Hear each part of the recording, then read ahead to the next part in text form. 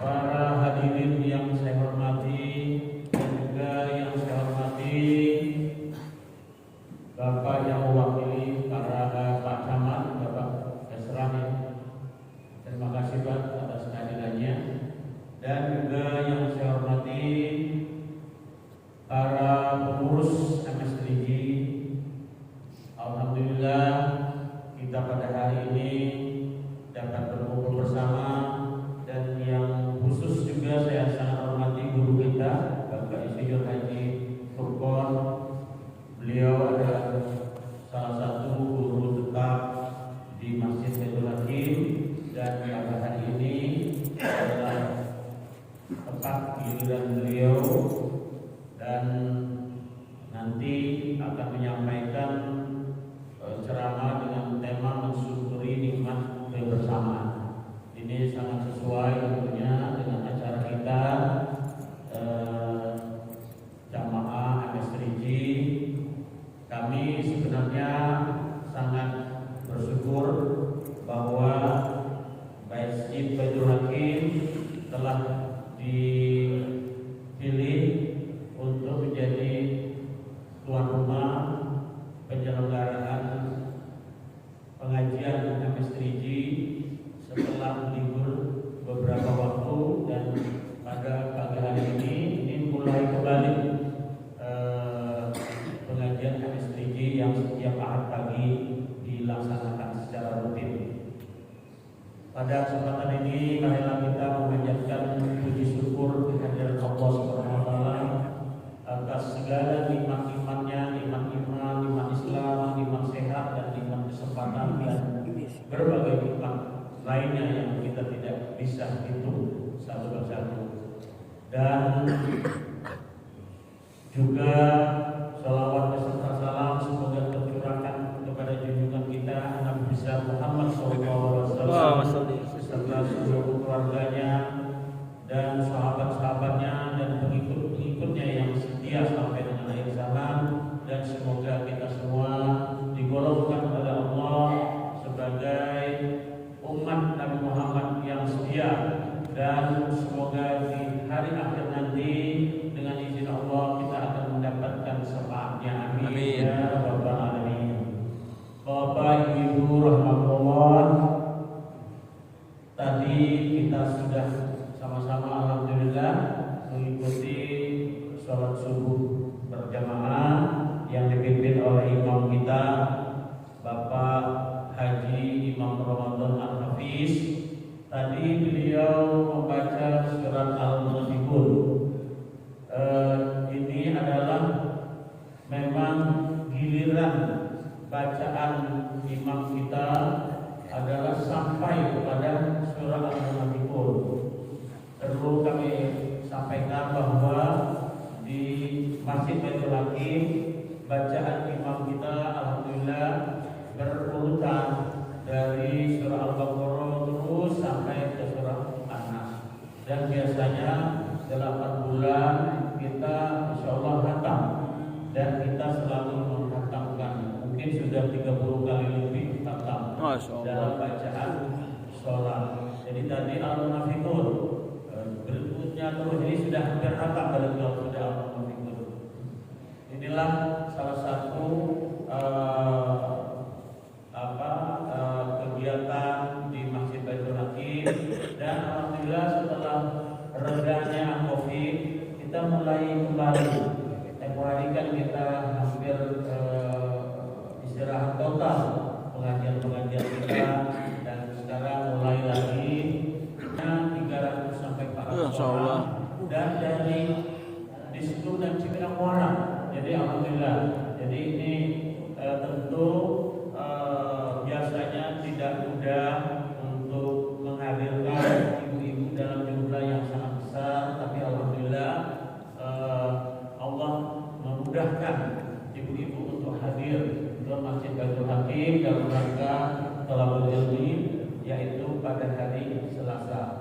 Dan juga kita ada kegiatan tahsin pada hari Sabtu Bapak, dan ada tahsin ibu-ibu juga, dan juga kita ada halaqah pada setiap hari pagi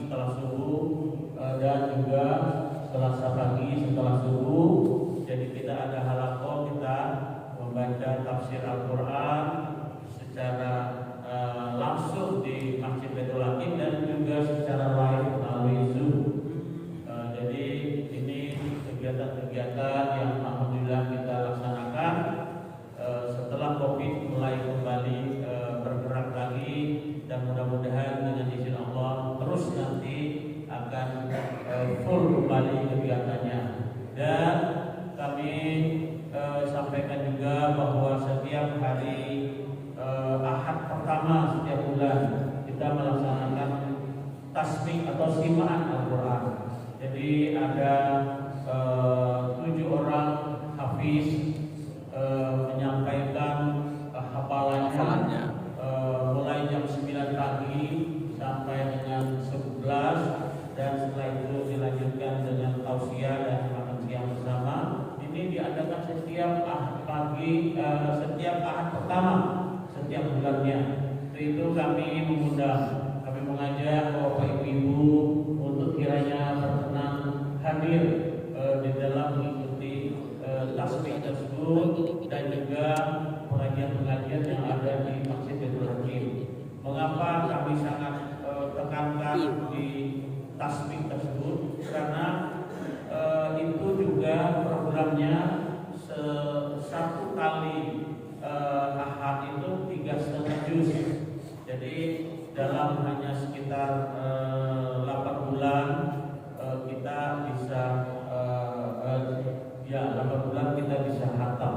Nah, kita bisa khatam Quran melalui bacaan kita pribadi, dan kita bisa juga mendengarkan, menyimak para hafiz yang menghafalkan bacaannya, dan kita menjadi pendengarnya, penyimaknya, dan mudah-mudahan kita digolongkan oleh Allah dengan ahlullah, ahli keluarga Allah, dan kita bersama-sama insya Allah dengan para hafiz dan para jemaah semuanya dengan izin Allah mudah-mudahan dikumpulkan Allah nantinya di dalam surganya Allah Subhanahu wa taala.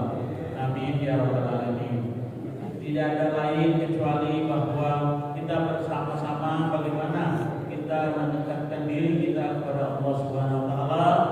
Kita laksanakan apa-apa yang diperintahnya, kita jauhi larangan-larangannya, dan semoga kita semua, apalagi MS3G yang selalu terus giat mengumpulkan jamaah silaturahim se-Kecamatan Jatinegara, ini suatu hal yang sangat mulia sekali, dan bergiliran ke masjid-masjid lebih kurang ada 52 masjid ya Pak ya.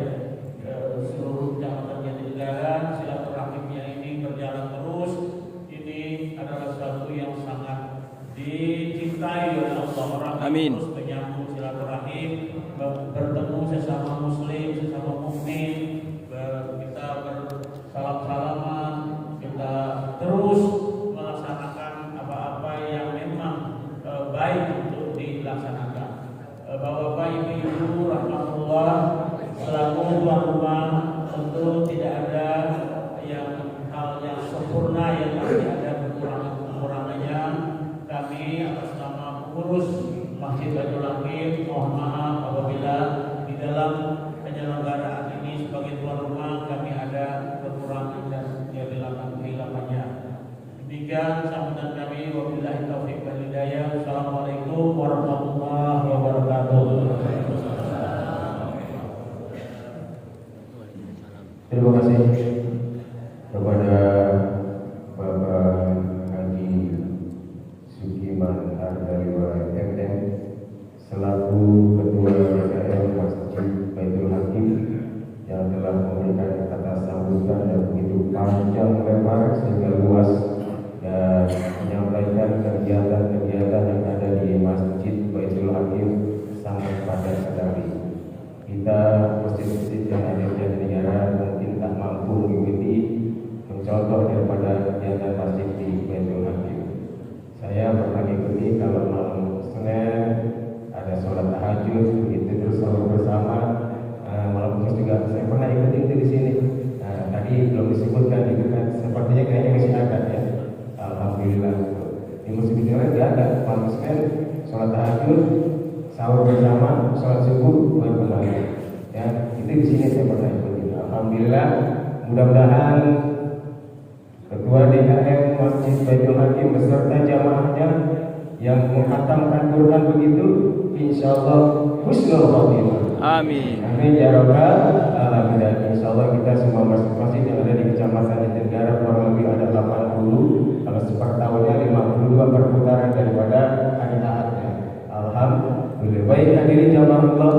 Untuk selanjutnya kita dengarkan sambutan dari umarok kita mewakili Bapak Camat Kecamatan Bidara akan disampaikan isi kesra Bapak Ade Safrulsa.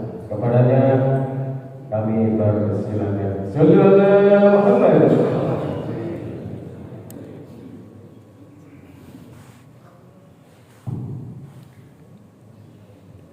Assalamualaikum warahmatullahi wabarakatuh.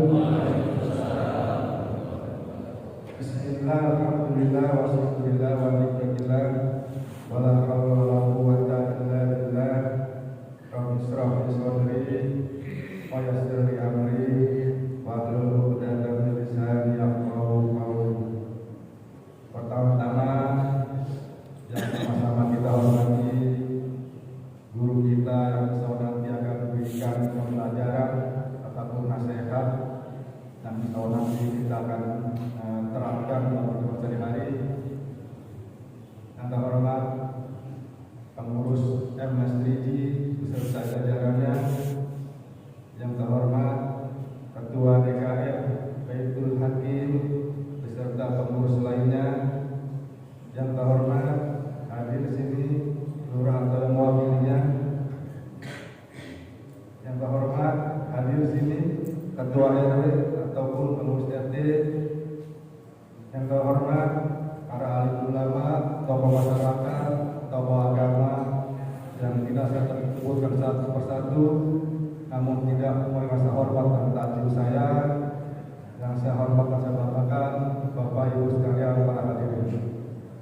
Alhamdulillahirrahmanirrahim, kita panjatkan bersyukur kepada Allah Ta'ala yang mana pada pagi ini kita masih diberikan nikmat Islam, nikmat iman, serta nikmat sehat walafiat, sehingga kita dapat diringankan langkah kita untuk menuju ke Masjid Baitul Hakim dalam rangka sholat subuh gabungan.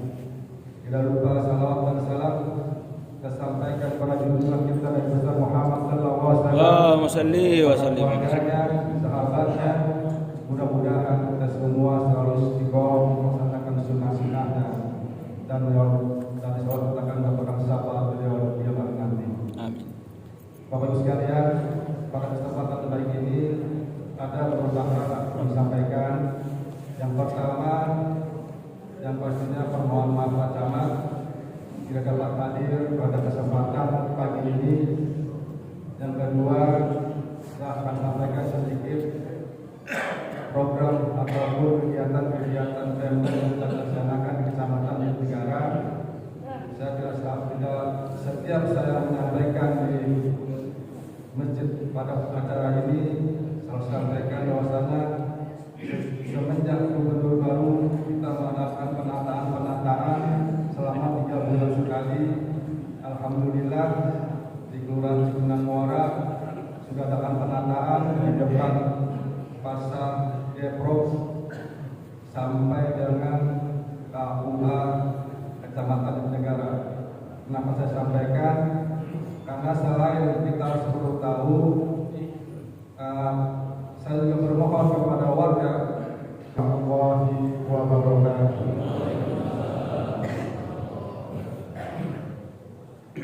Warahmatullahi wabarakatuh. Alhamdulillah, alhamdulillahilladzi arsala rasulahu bil huda wa dinil haqq liyudhhirahu 'ala dini kulli wa kafa billahi shahida. Asyhadu an la ilaha illallah wahdahu la syarika lah wa asyhadu anna sayyidana wa nabiyyana wa maulana Muhammadin wa la hawla wa la quwwata illa billah. Amma ba'd. Hadaratul kiram, para guru, para ustaz, wabil khusus ceramah kita Bapak Ustaz Insinyur Haji Furqan Al-Faruqi, masyaallah bijuli hayati. Kita doakan beliau selalu diberikan kesehatan oleh Allah Subhanahu wa taala, diberikan kesehatan oleh Allah Subhanahu wa taala. Dan para asatiz lainnya, Ustaz Mulur, para asatiz lainnya, Ustaz Solihin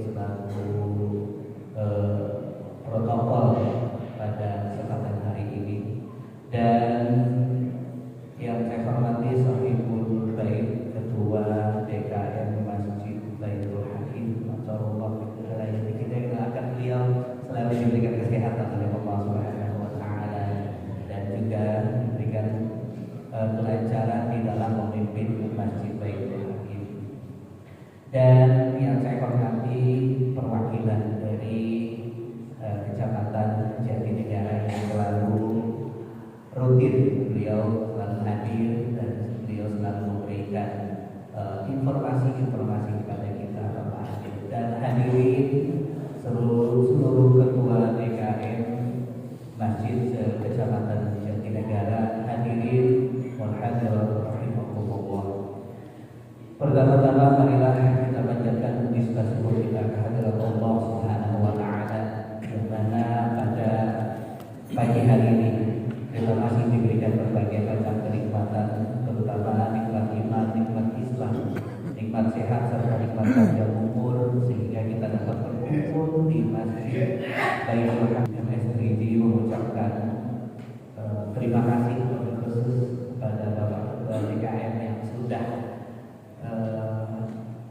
bersedia untuk menjadi tuan rumah pada kesempatan Ahad hari ini. Tadi sangat luar biasa apa-apa yang disampaikan oleh Bapak Ketua DKM. Ini adalah merupakan salah satu motivasi untuk seluruh Ketua DKM di Kecamatan Jatinegara supaya minimal bisa menghadirkan, bisa mengaktifkan masjidnya, terutama untuk lebih berumah Al-Quran. Karena memang ini salah satu program unggulan kita dalam rangka berdakwah dan mensosialisasikan Al-Quran di dalam hati kita, yang selalu menanamkan di hati kita adanya Al-Quran. Karena zaman-zaman sekarang banyak anak-anak kita, semua umat Islam banyak yang sudah meninggalkan membaca Al-Quran, mentadabbur Al-Quran, dan juga apalagi mengamalkannya itu sangat-sangat di Indonesia, terutama di Jakarta terutama ini sangat kurang. Oleh karena itu alhamdulillah beliau sudah menyampaikan, dan ini menjadi motivasi buat kita untuk terus mendengarkan Al-Quran di setiap masjid, memberikan pelajaran jamaah dan juga anak-anak kita, terutama anak-anak kita sekarang yang kebetulan Masya Allah kita sangat prihatin adalah guru kita Dr. Kiai Abdul. Demikian, bila taufik wal hidayah. Wassalamualaikum warahmatullahi wabarakatuh. Itulah tadi sambutan yang mewakili MS3 disampaikan oleh Bapak Ustaz Dr. Andas Ajar Sudrajat. Hadirin jamaah Allah, alhamdulillah jamaah terus berdatangan dan Masjid Baitul Hakim alhamdulillah terlihat banyak, dan kita perhatikan ada dari Cipinang Besar Utara, Cipinang Cipedak, ada dari Rawamangun, semuanya hampir 80 orang hadir di Masjid Baitul Hakim. Hadirin, untuk selanjutnya Kiai Haji Insinyur Furqan Al-Fahmi, kepadanya kami persilakan dengan mengambil tema kebersamaan. Sama-sama kita sukseskan tahun politik, barangkali sama-sama kita junjung kemenangan umat Islam, barangkali. Mari kita dengarkan bersama-sama. Yang pasti bersama-sama kita sukseskan pemilu tahun 2024 untuk kemenangan kita semuanya, umat Islam Indonesia. Amin ya rabbal alamin. Kita dengar bersama-sama tausiah guru kita luar Ustaz Kiai Haji Insinyur Furqan Al-Fahmi. Sallallahu alaihi Muhammad.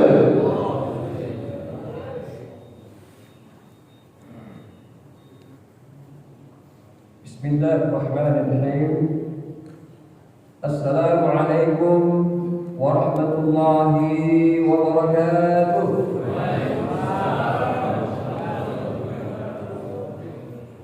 Alhamdulillah alladzi arsala rasulahu bil huda wa dinil haqq liyudhhirahu 'ala ad-din kullihi wa kafa billahi shahida. Alhamdulillah alladzi allafa baina qulubina bi rahmatika ya Allah ya arhamar rahimin. Alhamdulillahilladzi hadana li hadza wa ma kunna linahtadiya laula an hadana Allah.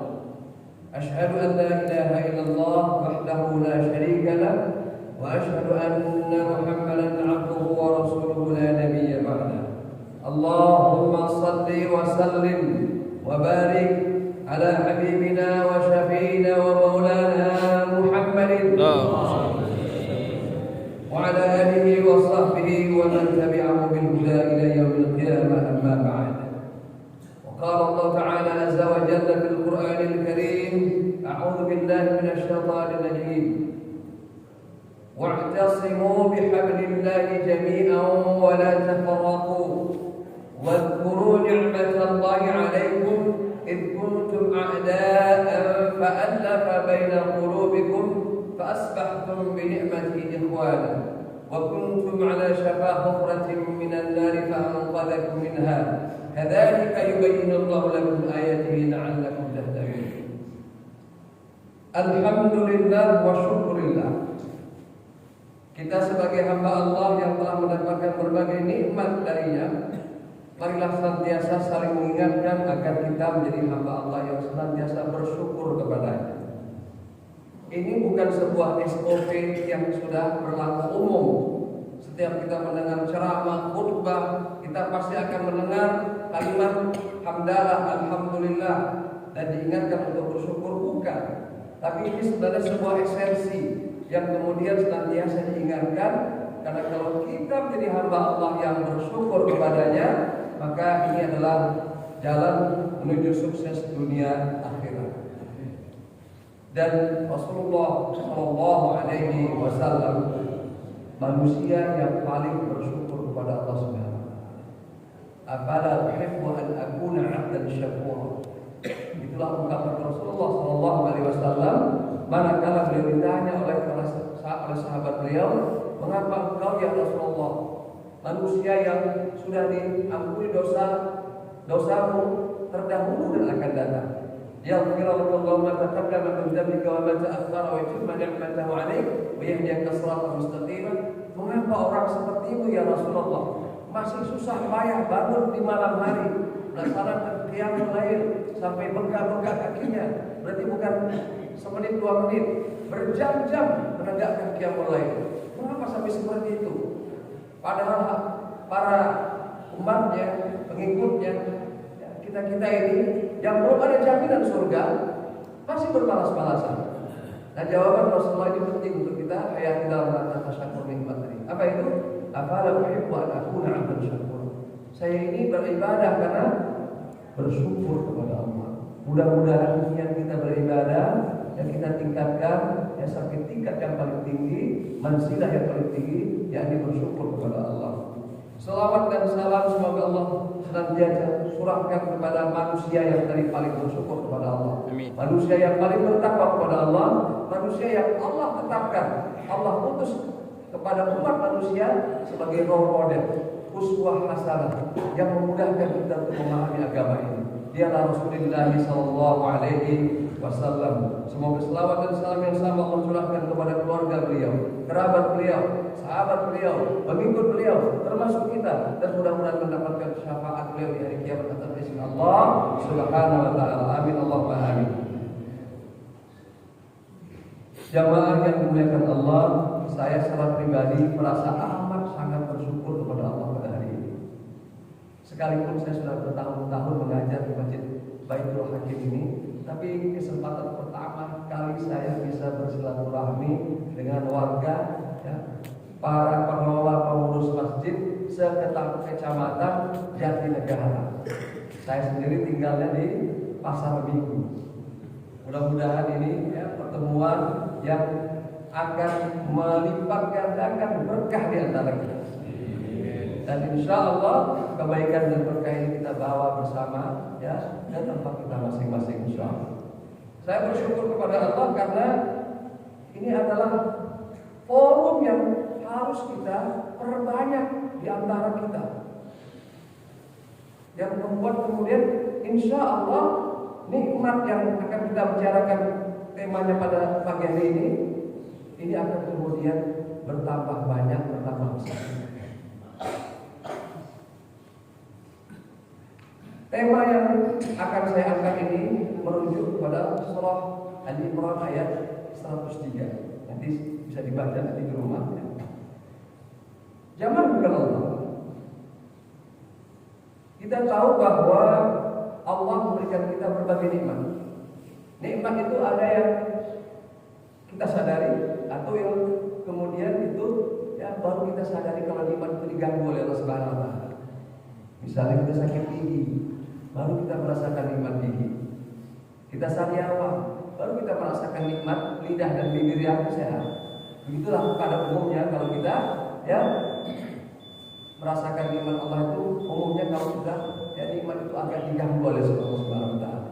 Kita baru merasakan nikmat bersama seperti ini kalau kemudian kita ya mengalami konflik. Nah, oleh sebab itu jemaah Allah, kita perlu tahu bahwa berbagi nikmat Allah ini ya ini mari kita kemudian ya sikapi dengan benar.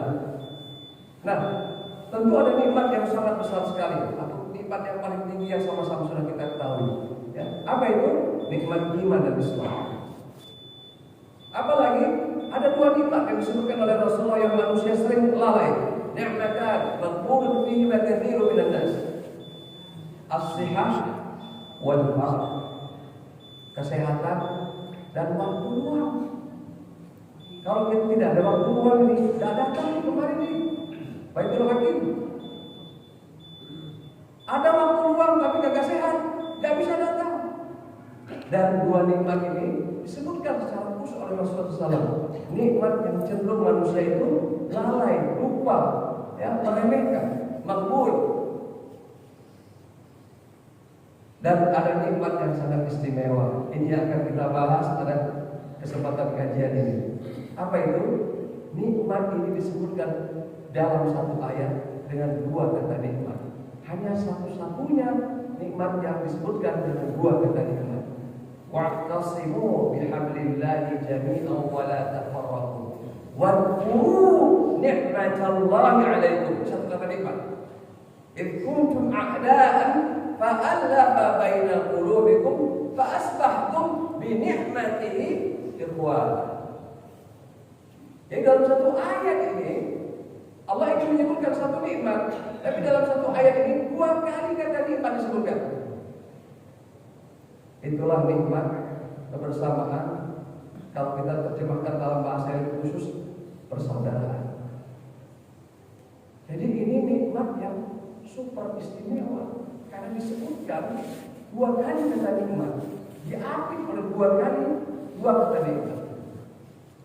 Dan memang kita menyaksikan dalam kehidupan sehari-hari betapa nikmat persaudaraan ini, nikmat kebersamaan ini, nikmat yang paling sering ya tercobak-cabik, ya tersobek, ya kemudian akhirnya ya, kita tidak merasakan, tidak menikmati kebersamaan ini. Nah, kita perlu tahu jamaah yang terhormat, kalau kita kemudian tidak berupaya menjaganya, jangan harap nikmat semacam itu ya bisa bertahan lama. Ada nikmat yang memang kita tidak bisa minta, dia datang sendiri. Apa itu? Nikmat hidup. Kita tidak minta kan? Atau lahir aja kita di dunia ini. Apa kita minta sama mak kita dahulu? Enggak. Itu nikmat yang Allah berikan free, gratis. Tinggal kemudian manfaatkan. Tapi ada nikmat yang kalau tidak kita raih, tidak kita upayakan, dia tidak akan. Nggak ada kamusnya tuh kalau orang nggak belajar terus tiba-tiba jadi cerdas dan ilmunya kemudian luar biasa. Tidak ada kamusnya. Coba tanya sama Ustaz Ramdan ya, yang jadi imam kita. Nggak ada kamusnya. Orang nggak baca Quran tiba-tiba hafal Quran 2 juz, 3 juz, 10 juz, 30 juz. Tidak ada kamusnya. Yang sudah berupaya membaca Al-Quran setiap hari, berusaha untuk menjaga hafalannya, juga ternyata belum tentu bisa mencapai 30 juz. Itu artinya apa? Nikmat yang diupayakan. Nah, nikmat persaudaraan ini nikmat yang mana ini? Nikmat yang diberikan cuma-cuma oleh Allah, datang sendiri, atau nikmat yang diupayakan? Kira-kira menurut jamaah, ya ini masuk kategori nikmat yang mana ini? Diupayakan. Jadi kalau kita tahu bahwa nikmat persaudaraan itu bersama adalah nikmat yang diupayakan, nikmat yang kemudian harus kita raih, maka kalau tidak ada upaya kemudian untuk meraih dan menjaganya, insya Allah nikmat ini tidak datang sendiri. Insya Allah kemudian nikmat ini ya tidak bisa kita dapatkan. Nah ini perlu kita sadari. Kita kebetulan hadir di masyarakat yang mayoritas Muslim. Saya pernah tinggal di negeri-negeri yang minoritas Muslim. Akan terasa sekali perbedaannya kemudian ya rasa persaudaraan dan kebersamaan ini. Karena kita barangkali mayoritas Muslim, tetangga kanan kiri Muslim, ya pimpinan kita Muslim, camat kita Muslim dan sebagainya, maka kemudian kita merasa seolah-olah kita bersama. Padahal ketika dipuji oleh Allah misalnya dengan isu tertentu yang sekarang istilahnya hoax, maka kemudian kita berjalan satu sama lain saling curiga, satu sama lain saling menyalahkan, merendahkan, menghina dan sebagainya. Dan akhirnya apa? Ya, kita tidak lagi bersaudara waktu sama-sama beragama Islam. Ini terjadi zaman Allah.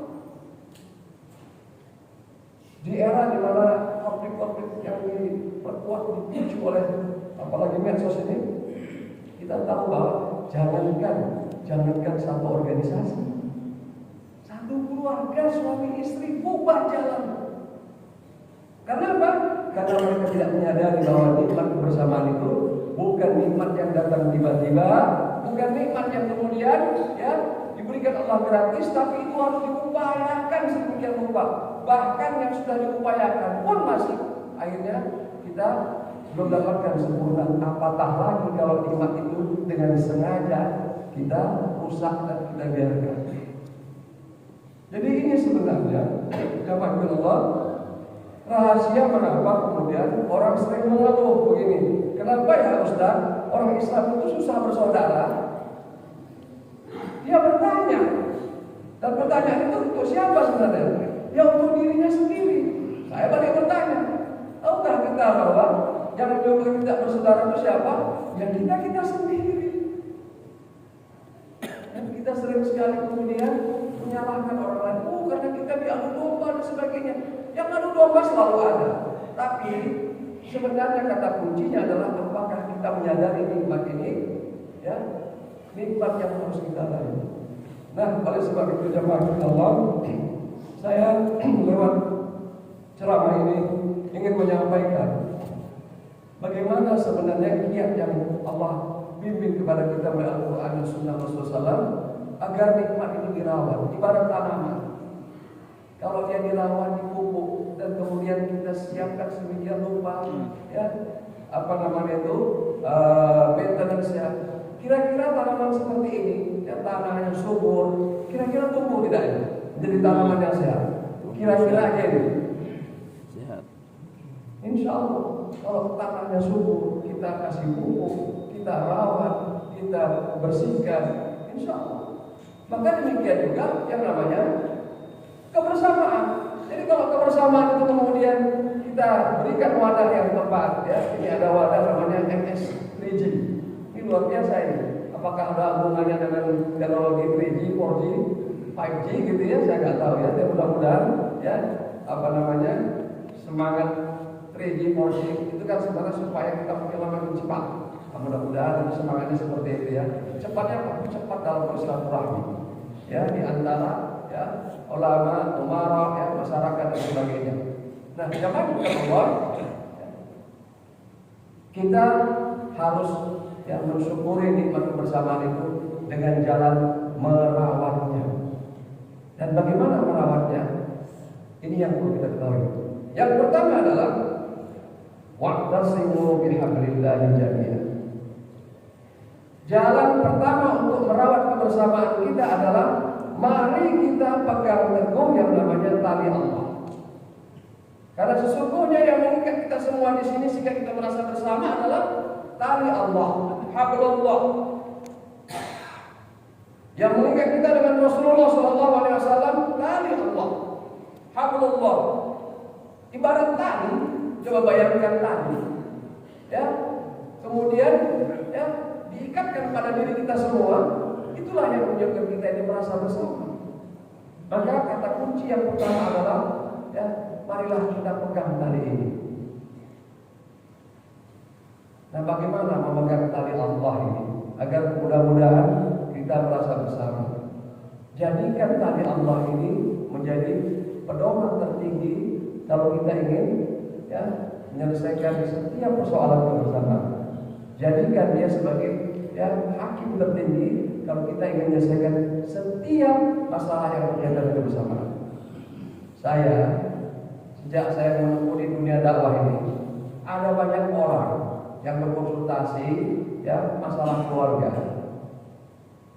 Ustaz, saya begini udah menikah sekian tahun, kemudian gimana? Mau bubar Ustaz? Ini tinggal waktu aja deh. Apakah salah talak saya yang seperti ini? Begitu kira-kira. Dan ini menimpa generasi muda yang rapuh sekali. Kenapa? Karena mereka tidak dipersiapkan. Mereka secara biologis siap berumah tangga, tapi tidak siap secara spiritual. Akibatnya apa? Begitu ada perbedaan sedikit, langsung mau bubar jalan. Nah, ternyata keluarga-keluarga yang masih bisa dipertahankan dan dipersatukan kembali ini, umumnya sukses kalau ada bekal agama. Saya memperhatikan yang sukses itu umumnya kalau ada bekal agama. Maka saya tanya kepada pasangan ini, dulu kok bisa bertemu dan nikah? Bagaimana ceritanya? Kan berbeda ini dulunya. Satu di kampung sana, satu kampung situ. Kok bisa bertemu, menikah? Bagaimana ceritanya? Kok sekarang jadi mau berjalan ini? Itu akan bersatu kembali kalau ada bekal agama. Tapi kalau yang bekal agamanya sangat minim, sulit biasanya untuk dipertahankan. Ini artinya apa? Bahwa kata kunci yang pertama tadi menjadi kunci. Yuk kita lewat majlis-majlis taklim seperti ini, kita tingkatkan pemahaman kita terhadap tali Allah. Dan Al-Quran mengingatkan, "Lau anfaqta ma fil ardi jami'a ma allafta baina qulubihim walakin Allah allafa bainahum." Kalau sekiranya kamu habiskan hartamu, ini buat politisi penting sekali saya sampaikan. Kalau sekiranya kamu habiskan hartamu untuk menyatukan hati manusia, kamu tidak akan sanggup menyatukan mereka, karena sesungguhnya yang menyatukan mereka adalah Allah Subhanahu wa taala. Ini penting sekali. Kita menyangka kalau kita bayar seseorang bisa bersatu hatinya. Tidak. Yang terjadi adalah kemunafikan nantinya. Nah, jadi kata kuncinya yang pertama adalah tali Allah. Oleh sebab itu Al-Quran dalam surah Al-Hujurat, nanti bacalah dan kajilah surah Al-Hujurat dan tiap-tiap masjid kita.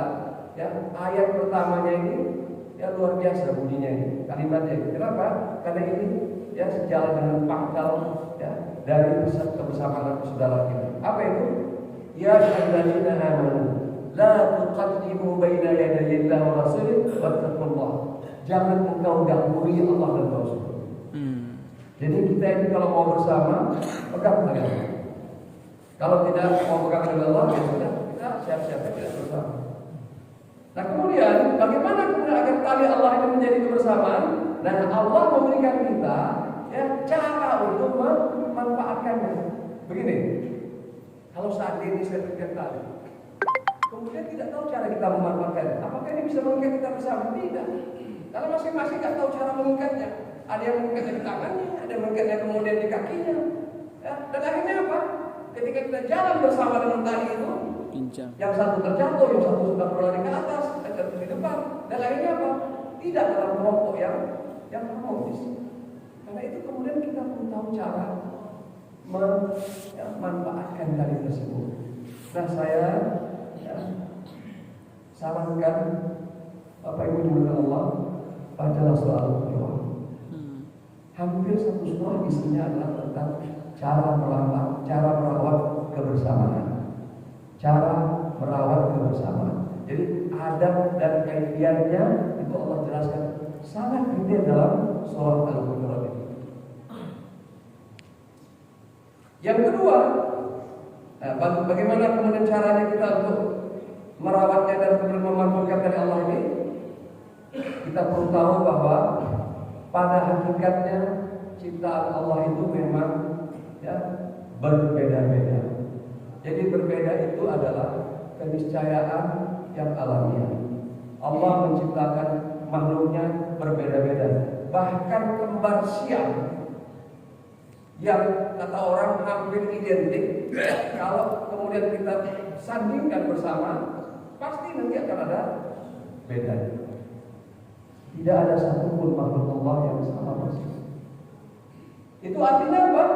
Bahwa dalam kenyataannya, ya, jangankan kita sesama Muslim, ya, jangankan kita dengan sesama bangsa Indonesia, bahkan dalam satu keluarga yang sama, ya, itu kita pasti harus siap menerima perbedaan. Jadi beda itu niscaya, ya. Jadi jangan kita menyesal, Ustaz, kenapa kita berbeda? Loh, kamu itu mengingkari yang namanya ciptaan Allah. Allah menciptakan itu berbeda-beda. Diciptakan siang dan malam berbeda cepat. Kalau siang terus tidak pernah kemudian terjadi malam. Kalau malam terus tidak pernah terjadi siang. Jadi cara berpikir kenapa ya Ustaz kita berbeda? Nah itu sebenarnya cara berpikir yang salah. Dan ini bukan berasal dari semangat Al-Quran. Bahkan Al-Quran menyebutkan Allah menciptakan manusia itu berbeda-beda bersuku dan berbangsa. Inna khalaqnakum min dzakarin wa untha wa ja'alnakum syu'uban wa qabaila. Ada seorang teman saya, ya sudah usia separuh bayang masih jomblo. Saya tanya-tanya kenapa kok sampai udah usia seperti ini belum nikah, susah cari jodoh. Nah ketika kemudian kita tanya lagi jodohnya seperti apa ini, ya, siapa sih sosok yang dia sukai? Maka kalau kemudian saya dengar gitu ya, apa yang kira-kira menjadi sosok yang menjadi idamannya, insya Allah itu saya bilang akan ketemu. Mudah. Caranya bagaimana? Bercerminlah. Nanti kalau kita bercermin, kita lihat wajah kita, saya bilang, itulah saudara jodoh Anda. Kenapa? Ternyata yang dia pikirkan semua adalah tentang dirinya. Gak ada di muka bumi ini jodohnya yang sama dengan dirinya. Minimal kalau berjodoh itu beda jenis kelamin itu udah pasti itu. Gak mungkin kemudian sama persis. Dia ingin kalau bisa sukanya begini, ini begini. Sama gak? Justru sebenarnya perbedaan itulah yang menimbulkan keindahan. Jadi kita perlu kemudian sejak sekarang lepaskan dalam mindset kita, ya, bahwa berbeda itu adalah bencana. Tidak, berbeda itu adalah anugerah Allah. Yang kita perlu lakukan mengelola perbedaan, mengelolanya.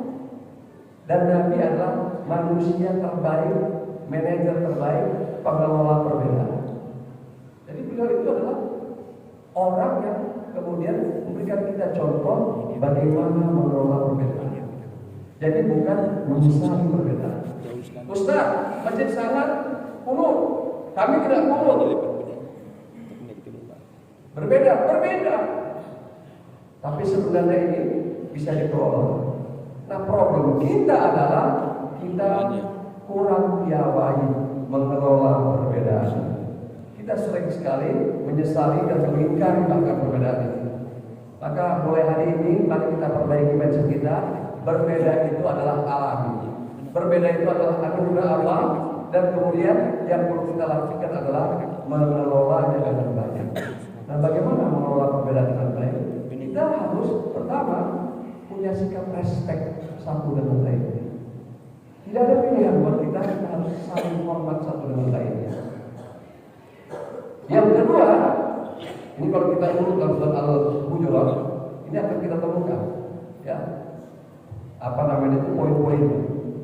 Nanti perhatikan nanti dalam Al-Hujurat ayat 8 ya, la yasmar qaum min qaum, ya. Kita harus saling meninggikan. Nah ini terus terang budaya yang harus kita hidupkan. Orang Indonesia itu kosakata memuji orang lain itu minim sekali dibandingkan dengan bangsa Inggris contohnya. Orang Indonesia juga kita sebutkan. Kalau kita memuji orang, kira-kira apa yang kita ucapkan kalimatnya? Bagus, apa lagi? Keren, cakep, apa lagi? Insya Allah kurang dari 20 saya sudah ikut itu. Apa lagi kira-kira ada coba? Hebat, apa lagi? Ajib, mantul, apa lagi? mantap betul. Mudah saya hitung itu.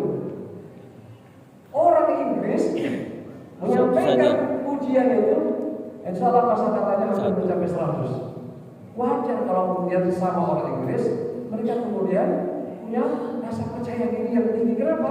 Saling menghormati. Keren.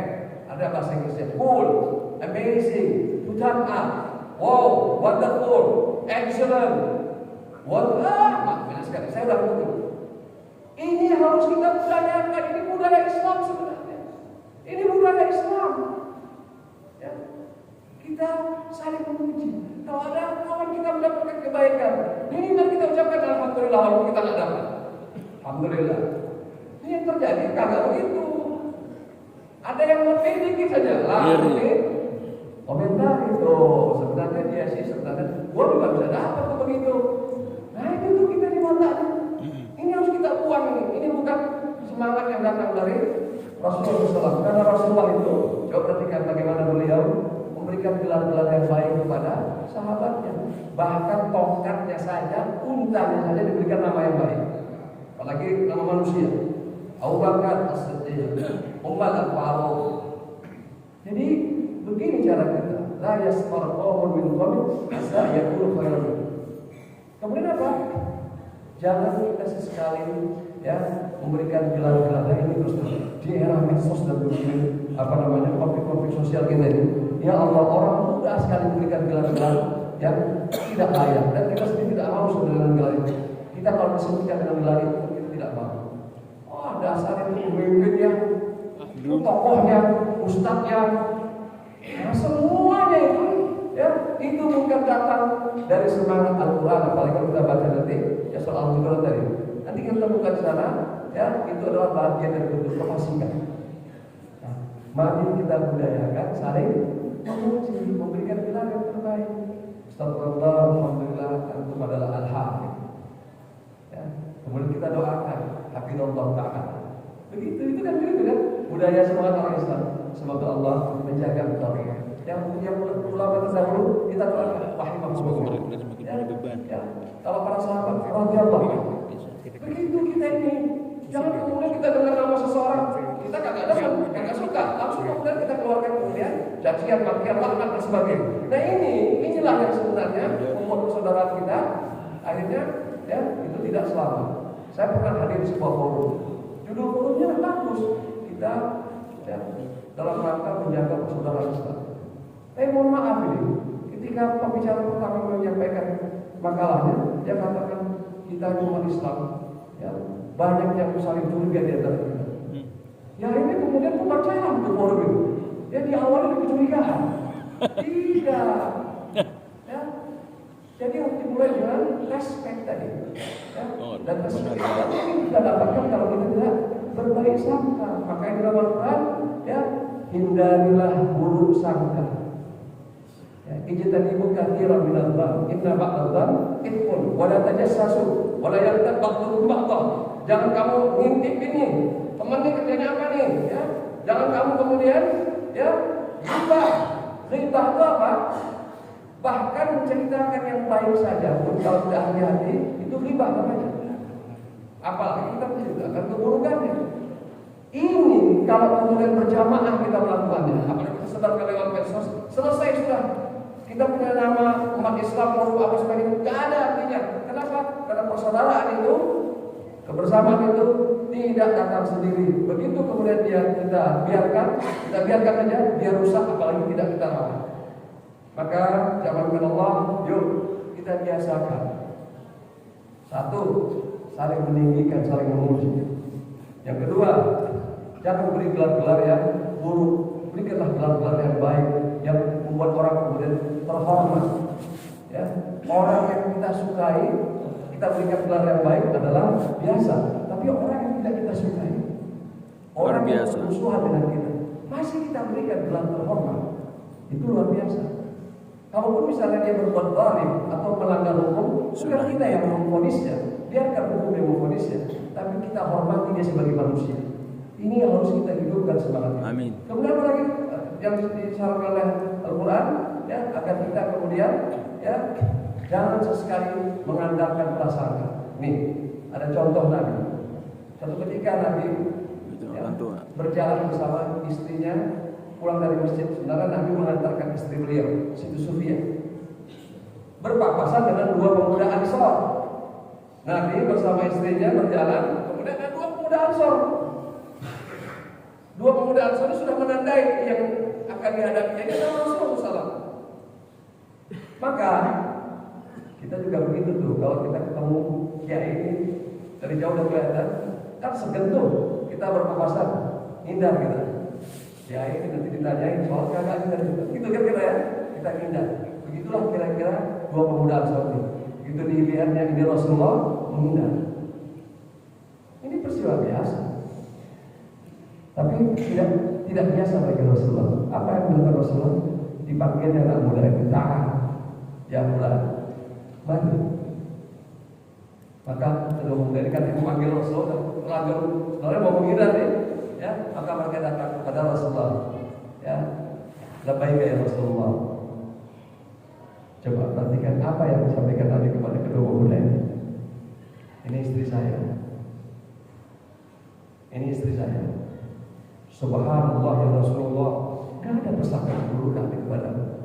Hari ini gak ada, nanti 2 tahun lagi. Kalau lagi gak ada, begitu dalam Islam. Jangan jalan berdua kita tengah malam, ya. Kemudian kita biarkan kawan kita lihat dari jauh. Lagi gak ada masalah, persangkaannya baik. Begitu ada masalah, kalau nggak salah 2 tahun yang lalu, ada yang berdua tuh, malam lagi. Entah siapa itu, karena istrinya. Oleh sebab itu, syaitan itu jangan kemudian kita pupuk dia, langsung kita musnahkan. Itu adalah Rasulullah. Maka dipanggilnya anak muda ini, pulang, datang ini istri saya. Subhanallah ya Rasulullah. Kami tidak ada persangkaan buruk, itu juga benar. Kata Rasulullah, sesungguhnya syaitan berjalan atau syaitan ya mengikuti aliran darah manusia pada tubuh manusia. Artinya apa? Syaitan itu ada terus pada diri kita. Hari ini kamu berbaik sangka, ya, besok berusaha belum tentu. Kalau kita kemudian tiba-tiba ada masalah sedikit, udah itu informasi yang sebelum-sebelumnya langsung dibuka itu. Sekarang. Nah, benar. Jadi orang itu dulu merasa lihat, itu udah selesai. Makanya itu klarifikasi. Jangan dibiarkan orang berspekulasi. Itu bahagian dari semangat menjaga kebersamaan. Kita juga begitu. Kemudian yang terakhir adalah kalau kita mendapatkan informasi, maka langkah pertama adalah tabayun. Kedua tabayun, ketiga tabayun. Tabayun. Jadi jangan kemudian informasi itu kita tolak atau kemudian kita terima mentah-mentah, apalagi kita sebarkan. Tabayyanu an tusibu qauman bijahalah wa tusbihu ala ma faqadtum nadimin. Bapak Ibu sekalian yang dimuliakan Allah, tahukah kita asbabun nuzul dari ayat ini? Tahu tidak? Ini cerita tentang sesama umat Islam. Jadi jangan kita anggap ini soal hoax ini seolah-olah ada orang bukan Islam sedang merusak orang Islam. Tidak, ini ceritanya kisahnya sesama umat Islam di zaman Rasulullah masih hidup. Ceritanya adalah ada seseorang yang Rasulullah utus untuk mengambil zakat kaum tertentu yang sudah masuk Islam.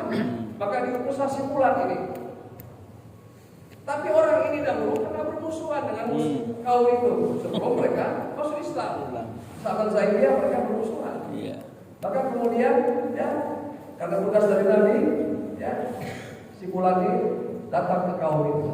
Cuma belum sampai kampungnya, dilihatnya itu dari kejauhan ya suasananya sudah meriah, sudah seperti menyambut sesuatu, dan dia punya persangkaan ini sepertinya ngajak perang. Itulah kira-kira kesimpulan. Jadi kalau saya kesana nanti saya dikeroyok ya, karena dulu musuhan gini kira-kira gitu. Maka dia pulang kepada Rasulullah dan mengatakan, ya Rasulullah, mereka nggak mau bayar zakat. Itu apa? Ini muslim dan muslim. Hanya karena kemudian dia tidak klarifikasi. Rasulullah hampir saja memutuskan. Karena Rasulullah mendapatkan pesan itu, beliau merah pada wajahnya. Bagaimana mungkin kaum yang tadinya baru masuk Islam dan menyatakan setia mau bayar zakat, maka beliau putus orang yang mau mengambil zakatnya tiba-tiba berubah pikiran, maka hampir saja beliau memutuskan sesuatu yang salah. Turunlah surah Al-Hujurat yang tadi saya bacakan, ya ayyuhalladzina amanu in ja'akum fasiqun binaba'in fatabayyanu. Wahai orang yang beriman, kalau datang kepadamu orang yang fasik. Siapa yang fasik ini? Orang Islam juga. Orang Islam yang tidak teliti kalau sekiranya menerima pesan. Jadi kita di era medsos ini ya berhati-hatilah. Kalau menerima pesan, lihat dulu. Ini pesan dari siapa? Kalau kita mau ikuti prinsip yang digunakan hadir, maka kita tanya dulu sumbernya siapa? Sumbernya si fulan. Kira-kira jujur nggak dia? Kagak jujur sih dia. Oke, kalau gitu kita cari sumber lain. Begitu caranya. Sampai dapat 10 sumber, ternyata itu kemudian sahih. Kira-kira begini nih. Baru kita bertanya lagi. Ini bermanfaat nggak kalau sekedar disebarkan? Jadi walaupun sahih dia, tapi kalau kemudian nggak menimbulkan manfaat, maka jangan kemudian kita sebarkan. Ini contoh ini. Ada seorang sahabat Nabi, ya, dapat musibah anaknya meninggal dunia. Dia sangat cinta pada anaknya. Istrinya, ya, mengetahui kondisi ini bingung ini, ya, untuk menyampaikan. Pada sore hari, ketika pulang suaminya bertanya mana anaknya. Nah ini penting sekali, jangan kita memberikan informasi itu walaupun benar pada saat yang tidak tepat. Istrinya mengatakan dia sedang istirahat. Dan kemudian ya dilayaninya suami ini ya pokoknya paling salah malam itu. Besoknya bertanya lagi suaminya, anak kita kok gak kelihatan ini? Nah coba Allah baru si istri memberikan penjelasan. Kakanda, saya mau tanya ini, kalau ada seseorang menitipkan barang di rumah kita bertahun-tahun lamanya, kemudian yang menitipkan ini datang lagi untuk mengambil barang ini kira-kira kita pertahankan atau kita serahkan barang titipan itu? Maka suami mengatakan, ya pasti kita serahkan, itu kan antara kita. Nah setelah clear semuanya ini, baru ceritakan anak kita baru meninggal kemarin. Itu aja udah hampir pingsan suaminya. Bayangkan kalau baru pulang, dia nangis-nangis kemudian cerita anak yang baru meninggal, langsung diceraikan ya. Jadi artinya apa? Informasi yang benar itu meninggalnya, tapi timingnya tidak tepat, itu bisa menimbulkan bencana. Jadi perhatikan timing. Saya kira itulah yang dapat saya sampaikan, karena kita sudah masuk pukul 6:30 ini, ya. Mungkin sudah tersedia barangkali sarapan pagi ya, wallahu a'lam bishawab gitu ya. Ya. Karena ustaznya juga lapar juga. Mudah-mudahan kita ya dengan bekal yang pertama surah Al-Imran 103, kemudian bacalah surah Al-Quran, kita jadi tahu bahwa persaudaraan itu adalah nikmat yang harus kita rawat, kita jaga. Cara menjaganya silahkan baca lagi tadi, dan mudah-mudahan kita punya budaya yang positif terhadap yang namanya kebersamaan. Dan itulah yang menjadi bukti bahwa persaudaraan di antara kita ya itu memang menghasilkan manfaat yang sebesar-besarnya. Kita bersaudara dan justru itulah yang membuat kita menjadi umat yang terlihat indah dan terlihat luar biasa. Aku qouli hadza wa astaghfirullahi wa lakum. Mari kita tutup dengan doa kafaratul majelis. Subhanallah wa bihamdika asyhadu an la ilaha illa anta astaghfiruka wa atubu ilaik. Wassalamu alaikum warahmatullahi wabarakatuh. Alhamdulillah. Jazakallahu khairan. Sebelum kita baca sholawat untuk minggu yang akan datang, yaitu bertempat di Masjid Jami Al-Anwar di Kelurahan Bawang, itu tanggal 4 Juni 2023 Masehi. Insyaallah para jemaah yang ingin hadir kami persilakan, dan mari sama-sama tentunya seperti biasa sebelum berangkat kita doa dan bersihkan dari yang kita untuk kegiatan-kegiatan yang berkenaan dengan kegiatan suku gabungan di tingkat kecamatan Jatinegara. Dan saya akan bacakan sholawat. Sallallahu salamullah ala rasulillah. Sallallahu salamullah ala yasin habibillah. Sallallahu salamullah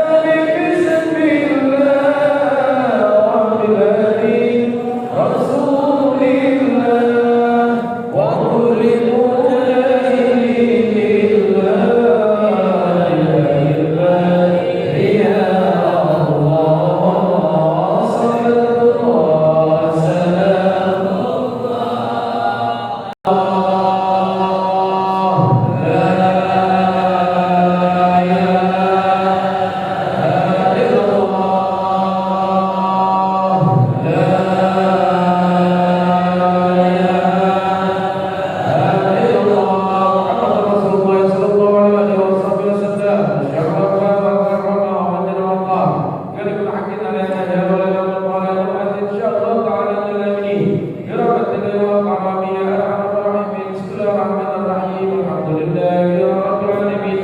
اللهم صل على سيدنا محمد وعلى آل سيدنا محمد صلاة طيبة حياة طيبة وإلى رحمة أبدا ربنا وطاعتنا اللهم بحق الفاتحة وبسر الفاتحة وبطاعة الفاتحة وبالمعجزة الفاتحة ابدأ لنا بالخير واختم لنا الخير واجعلنا من حاضرين من أحسن أهل الخير. اللهم طب القلوب ودوائها وعافية الأبدان وشفائها وضرورات إليها وعلى آله وصحبه وبارك وسلم. اللهم إنا نسألك رحمة من عندك تهدي بها قلوبنا وتجمع بها شمولنا وترد الكتاب عنا برحمتك يا أرحم الراحمين. اللهم ارزقنا في الدنيا زيارته في مكة المكرمة مدينة المنورة زيارة القبور سيد الكونين والمقدس عليه برحمتك يا أكرم الأكرمين ويا أرحم الراحمين. ربنا آتنا في الدنيا حسنة وفي الآخرة حسنة وقنا عذاب النار.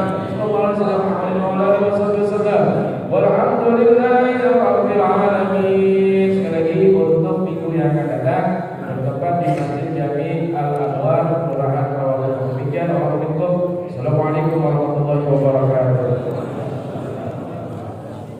Terima kasih kepada Al-Quran Tuhan Nasri yang telah menutup acara dengan berbaca kami selama wawancara. Apabila ada tutur kata yang benar, mohon kami maaf.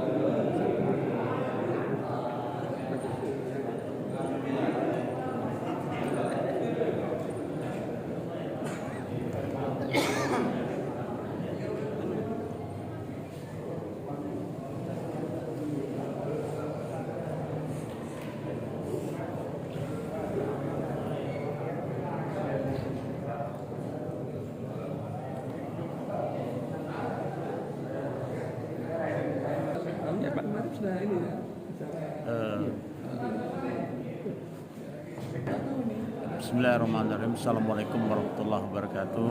Sebagaimana kami sampaikan tadi bahwa di Masjid Baitul Hakim beberapa kegiatan yang secara rutin kita laksanakan, antara lain setiap Ahad pagi bulan pertama, Ahad pagi setiap Ahad pertama setiap bulannya kita mengadakan tasmid atau simaan Al-Quran yang dibawakan oleh 7 orang hafiz dan kita jemaah menyimaknya. Jadi itu diadakan setiap Ahad pertama setiap bulan dari jam 9 pagi sampai 11, dilanjutkan dengan tausiah dan makan siang bersama. Untuk itu kami mengajak para jamaah MS3G untuk yang berkenan bisa hadir mengikuti acara tersebut. Juga kita melaksanakan pengajian pada setiap Ahad pagi dan juga Jumat malam setelah maghrib, juga Selasa setelah maghrib, dan juga setiap hari Selasa setelah zuhur kita mengadakan ceramah untuk ibu-ibu yang diikuti oleh lebih kurang 300 sampai 400 ibu-ibu Cipinang Muara.